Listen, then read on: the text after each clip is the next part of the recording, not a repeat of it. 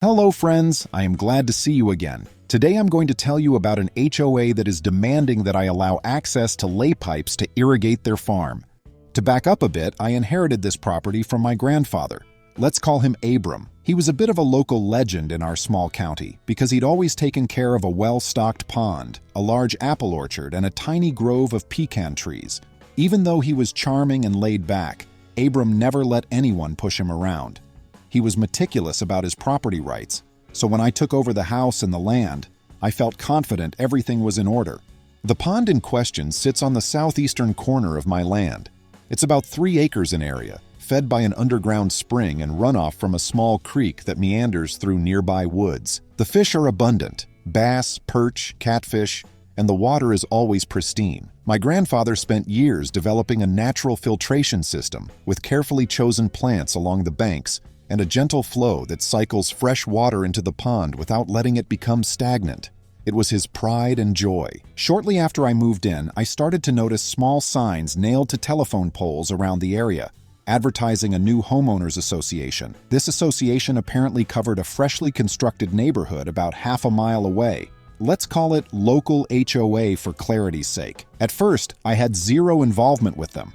My property was outside their official map, and I had no obligations to them. But one day, I got a friendly enough knock on my door from a man who introduced himself as Rylan, the president of the local HOA. At first, Rylan seemed polite, though I could sense a certain stiffness about him. He explained how the local community was built on what was once farmland, and that the developer had decided to incorporate agricultural aspects into the houses, small backyard vegetable gardens, an emphasis on sustainability, that sort of thing. I thought that was all well and good. Sustainability is great. Growing your own tomatoes and peppers is fantastic. Then he presented me with a thick document outlining the association's Water Access Initiative. Essentially, they wanted to lay down a system of underground pipes that would direct water from sources within our region to the new neighborhood's irrigation system. I scanned the document, then politely handed it back. "I'm not sure how this relates to me," I said, though I already had a sinking feeling in the pit of my stomach. He cleared his throat and explained that the pond on my property was uniquely positioned to feed into their irrigation plan. According to the association's ideas, water from my pond could help them reduce dependence on municipal water for their gardens. He even said something along the lines of, "You should be proud to help your community flourish." I pointed out that I didn't live in local, didn't pay dues, and had no desire for them to lay any pipes on my land. Rylan listened, but maintained that it would be in everyone's best interest if I cooperated. In a carefully measured tone, he said, "We're trying to be good neighbors. The farmland that became our neighborhood was historically connected to this region's water sources. We see it as returning to tradition. Tradition or not, the farmland was sold off, divided, and that was that." I politely refused, thinking that would be the end of it. Little did I know, that was only the beginning. A few days later, I received a letter from the local HOA, written in a not-so-subtle legalese. They claimed that because the new neighborhood had farmland classification for certain areas, they had a historical right to water from local natural sources. They wanted me to sign over access to the pond for an indefinite period of time, so they could lay pipes to supply water to their irrigation system. If I refused, they threatened to pursue legal avenues. They wrote it in such a way that it looked official, but I recognized it as intimidation. After all, I had my deed, which explicitly included water rights. I immediately scheduled a meeting with a local attorney, a woman named Carly who specialized in property disputes. She verified what I believed: the HOA had zero standing. My grandfather had purchased the water rights decades ago, explicitly separate from any farmland or community developments around us. Carly told me there was no recognized easement or right-of-way that would force me to grant them access. She recommended I ignore their letter or respond with a firm no in writing. I did exactly that. For a while, things got quiet. I went about my life. I have a small business operating an online store for homemade jams and apple cider pressed from my orchard. The orchard was already ripe for the picking, so I was busy from dawn till dusk. I nearly forgot about the HOA fiasco, chalking it up to overzealous new neighbors who had discovered they needed more water than they thought. But about a month after that initial letter, Rylan showed up again. This time with 2 members of the HOA board in tow. They started to walk around the perimeter of the property, right up against the fence line near the pond. I went outside and asked them if they needed something, but they ignored me until I physically blocked their path. Rylan had a clipboard and some sort of a measuring device. He claimed they were surveying. I reminded them, as politely as I could muster, that they were on private property without my permission. Rylan raised an eyebrow, telling me that he had the right to survey adjacent water sources. I pointed out that I was not adjacent to the local development. In fact, there was a half-mile of wooded area between my fence line and their earliest property line. They insisted they had county permission. I told them to leave. They left with sour expressions, but not before handing me another letter. This one demanded I come to a resolution meeting with the HOA board to discuss cooperative water use. Once again, I contacted my attorney. Carly reiterated that I was under no obligation to attend or cooperate. She drafted a short but clear response to their letter, stating my official refusal and warning them against trespassing. I sent it off, still hoping the matter would dissolve, and it did not. About 2 weeks later, I was clearing away some brush near the pond's far edge when I noticed wooden stakes stuck in the ground. They were bright neon pink, as if marking a construction area or proposed boundary line. And these stakes were on my side of the fence, definitely within my property boundary. My initial fear was that someone might be planning to dig or do something behind my back. I pulled out every one of those stakes and placed them neatly by the fence. Then I put up a few homemade private property signs to make it crystal clear no one was welcome there. The next morning I found more pink stakes. This time they had little flags attached reading Water Pipe Path Phase 1. I was furious. I took photos, documented everything, and called Carly again. She advised me to file a formal complaint with the county. I did so, but the county basically told me that if no actual digging or pipe laying had started, they couldn't do much. The stakes alone weren't a legal violation. It was a civil matter, according to them. So I reported the trespassing to the sheriff's department. A deputy came out, took my statement, and shrugged that unless we could catch them in the act, not much could be done other than my telling them to stay off my land. Undeterred, I installed a couple of motion-activated trail cameras by the pond. I hoped this would discourage them, or at least catch them sneaking around again. For a short while, that seemed to do the trick. The pink stakes stopped appearing, and I thought maybe they'd gotten the message that I wasn't fooling around. Yet, one morning, I woke up to a commotion near the pond. I heard male voices shouting and the distant clang of metal on metal. I called out from my back porch, "Hello? Is someone there?" No one responded. When I walked down to the pond, I discovered 3 men kneeling near the fence line, apparently drilling some kind of hole. One of them had a spool of flexible pipe with him. I started recording with my phone, demanding that they explain themselves. They tried to ignore me at first, but then the guy with the spool turned around, recognized me, and panicked. They scrambled under the fence, hopped into a waiting pickup truck parked on the other side, and sped off down the dirt road. Of course, I got the license plate number, recorded video evidence of the trespass, and filed a report. I insisted the deputy examine the site, which he did. Sure enough, they had started to break ground on what looked like a preliminary pipe installation. The deputy told me that this was definitely trespassing and property damage. He said they'd look into it. Meanwhile, I suspected it was the HOA again, possibly hiring contractors to begin the installation without my consent. This time, Carly told me we should consider getting a restraining order, or at least a cease and desist. She drafted a powerful letter threatening legal action if any further attempts were made to access my land. We sent it via certified mail. About a week after that incident, I got a flurry of phone calls from an unknown number. I finally picked up, only to have an enraged voice on the other end screaming about vegetables dying and this pond belongs to the community. I guessed it was someone from the HOA, though they never identified themselves by name. They rambled on about how I was ruining their harvest by denying them the right to water. I tried to clarify that I was not an HOA member and owed them nothing, but the person was too busy yelling, telling me that they'd take care of this once and for all. Then they hung up on me. That set the stage for the day the police actually showed up. It was late afternoon, and I was out back with my friend Ava, who helps me manage the orchard. We were finishing up some repairs on the small apple cider press shed. The orchard was alive with the sound of bees and the gentle rustle of leaves, and it was a pleasant day until 2 police officers rolled up in a cruiser. One of them approached me with a serious demeanor and asked if I was refusing to let a recognized farmland group access water for their legitimate agricultural needs. I froze, stunned.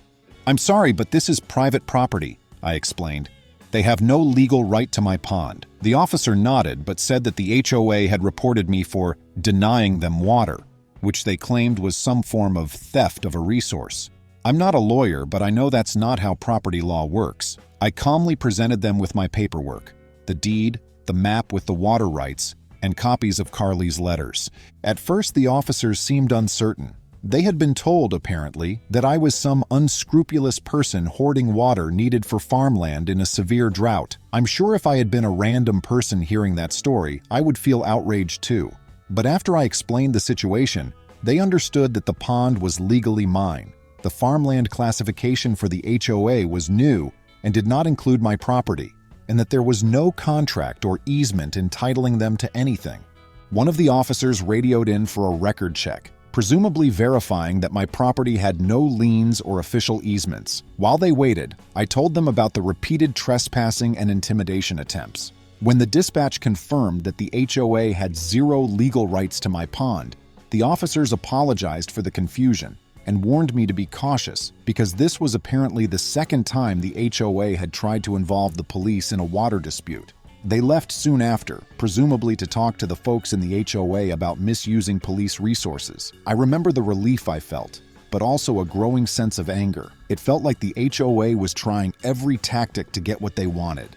Over the next few weeks, I started hearing through local gossip that the HOA was outraged that the police sided with me. They apparently told their residents that I was being stingy with water and that I was trying to starve their gardens. It seemed like they were whipping up a frenzy, especially among new homeowners who might not understand property law. Some of these neighbors showed up at the fence line a few times, staring, sometimes yelling at me to stop hurting the community. I put up more signs to keep away, and for a short while, the tension simmered. At this point, a second plot line emerged when I found out that Ryland's father, a man named Ellis, was the actual property developer behind Local. He had apparently convinced the local planning commission that the new development would be agro-friendly, meaning each homeowner would get a small patch of farmland to cultivate. It was a selling point for the houses, making them attractive to folks who liked the idea of fresh produce right in their backyard. But the problem was that Ellis never fully sorted out how they'd supply all this farmland with water. The water tower in the county was already stretched thin, and the farmland classification was more of a marketing strategy than a legitimate function. The entire development was reliant on persuading local landowners to sign over water rights or create cooperative use agreements. Knowing this, I felt less threatened and more annoyed. They had built an entire business model on the assumption that local landowners would just go along with it.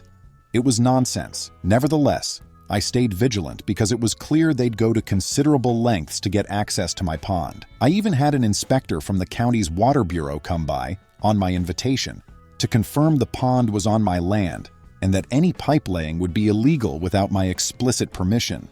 The situation escalated one morning when Ava and I found footprints in the mud around the pond and a few more neon markers hammered into the ground. It was obvious that the HOA or someone associated with them was testing boundaries, trying to figure out if we had let our guard down. The next time I visited Carly's office, we prepared an official cease and desist, as well as a lawsuit for trespassing. She also advised me to add a fence extension if possible, or even consider running a few more cameras. It was an expense I didn't plan for, but I realized I had to protect myself. So I installed a robust chain-link fence with barbed wire along the top around the pond's perimeter. It wasn't pretty, but it was necessary. I also put in 2 more cameras and a locked gate on the dirt path that leads to the pond's back entrance. My main gate was already locked, but I made sure every possible entry point was secured. Meanwhile, Carly officially filed the trespassing suit after she matched the truck's license plate from the earlier incident to an LLC connected to Ellis.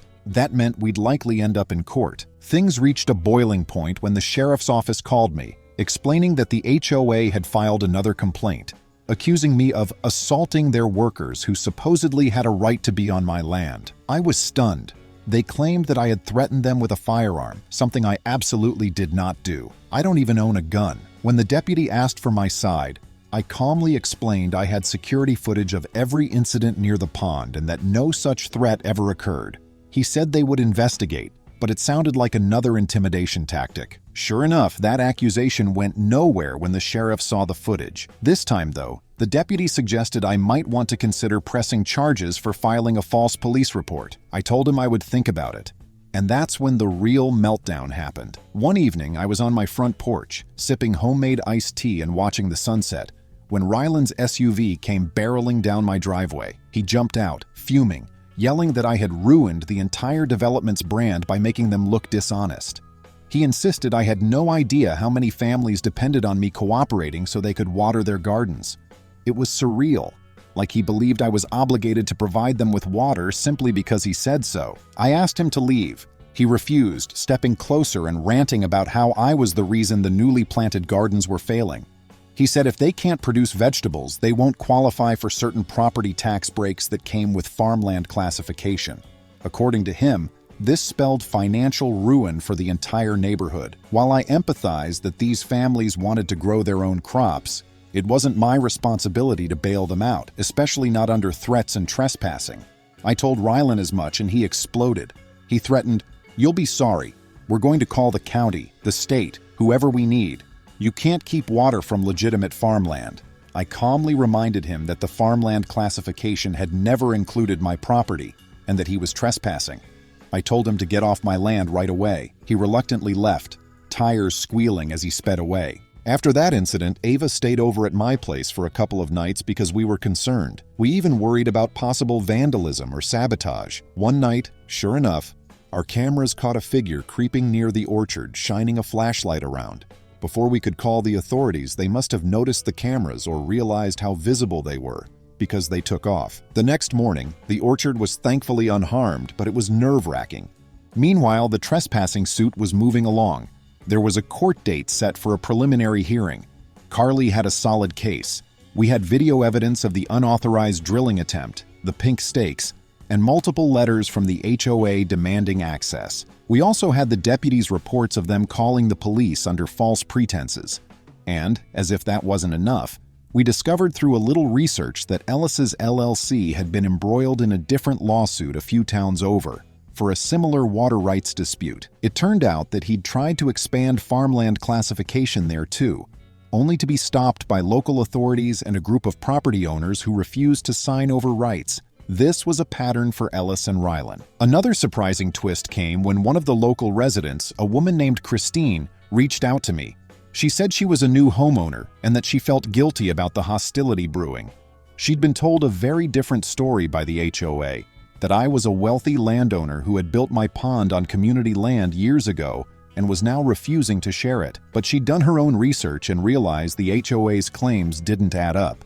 Christine explained that some of the other new residents were upset when they learned the truth, that the HOA had no rightful access to any external water sources. They felt cheated, having paid premiums for houses advertised as farmland ready.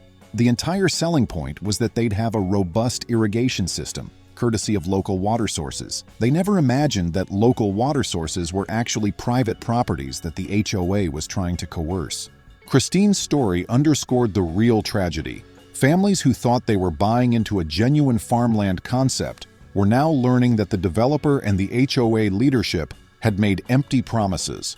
They believed access to my pond was a done deal when they bought their homes. As a result, Christine said, some neighbors were furious, some at me for not handing over the water, but many more at the HOA for misleading them.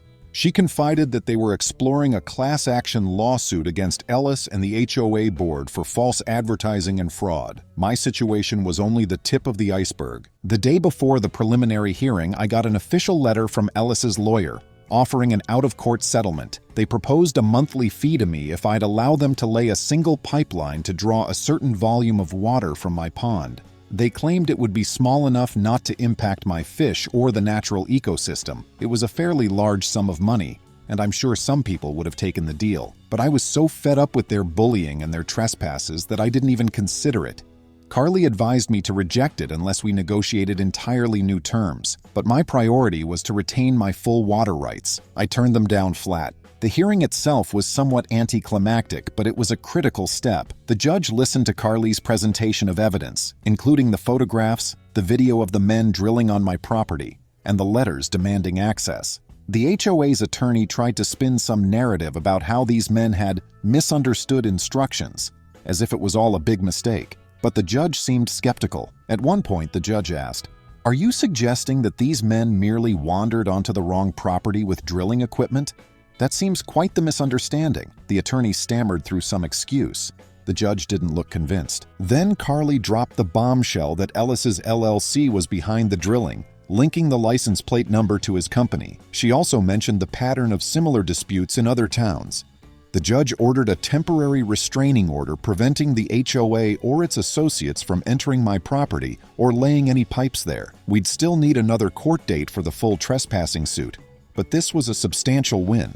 It meant I had legal backing to keep them away, and if they ignored it, they'd be in contempt of court. Rylan was in the courtroom. I could feel his glare on the back of my head. When we walked out, I overheard him complaining to Ellis that this was all your fault for not securing water rights before building the development.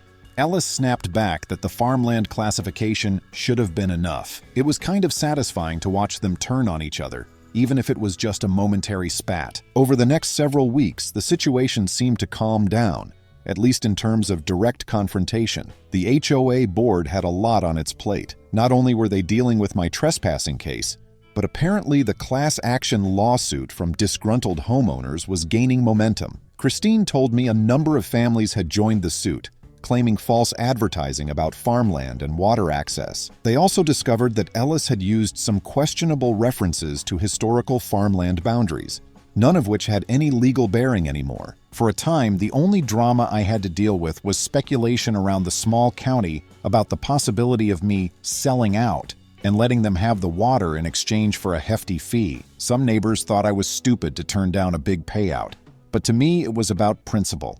My grandfather had worked hard to secure this land and the pond. Specifically, if I sold out now just because the HOA demanded it, it would feel like a betrayal of his memory. I didn't need the money so badly that I would compromise everything he'd built. The orchard and the pond meant more to me than any check Ellis could write. When the final hearing date arrived, I was anxious.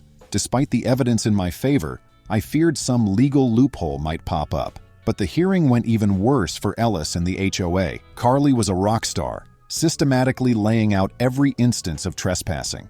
We had time-stamped videos, the deputy's statements, proof of ground disturbance near the pond, and even the false police complaint. The HOA's defense was shaky at best, resorting to claims about how their farmland classification gave them implied water rights. The judge asked them to provide any state or county law verifying that claim, which they could not do. They tried citing some outdated agricultural rule, but it only applied to farmland that was legally connected to the same continuous property lines, something that clearly wasn't the case with my land half a mile away. At the end of the hearing, the judge ruled in my favor.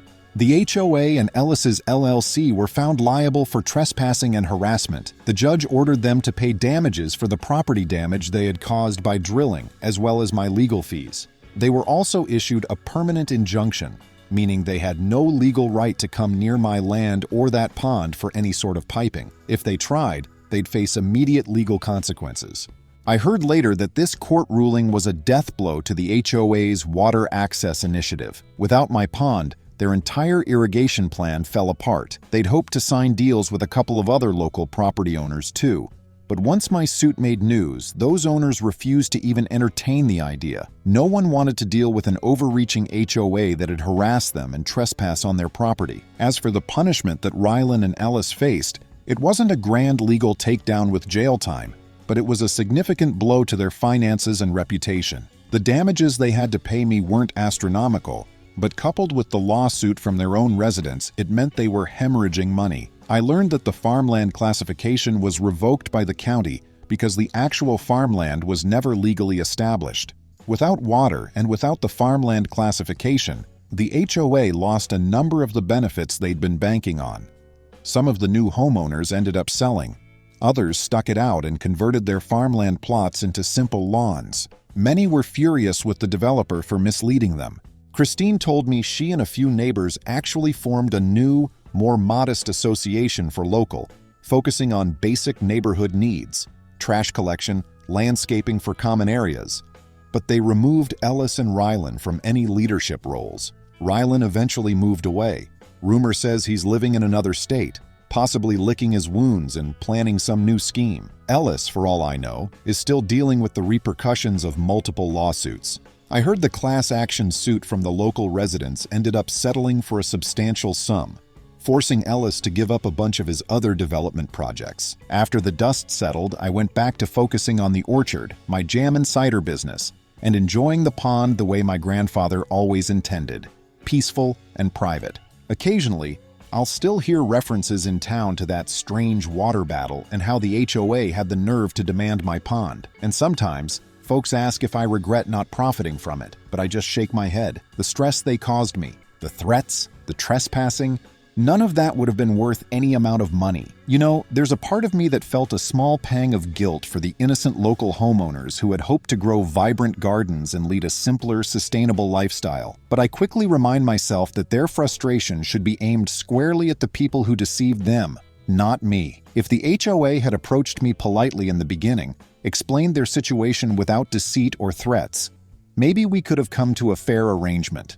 Some limited water usage in exchange for a carefully regulated system that wouldn't deplete my pond. But they never gave me that chance. They came in with demands and intimidation, so I met them with the full extent of my rights. In the end, justice was served in a sense. The wrongdoers faced financial consequences, public embarrassment, and legal restrictions. The homeowners who were tricked found new leadership, and hopefully, they learned to do more thorough research before buying into grand promises about farmland developments. As for me, I finally got my life back. I no longer jump at every sound near the pond or worry about drilling equipment showing up. When I walk the orchard now, it's with a sense of peace. Friends, thank you. See you soon.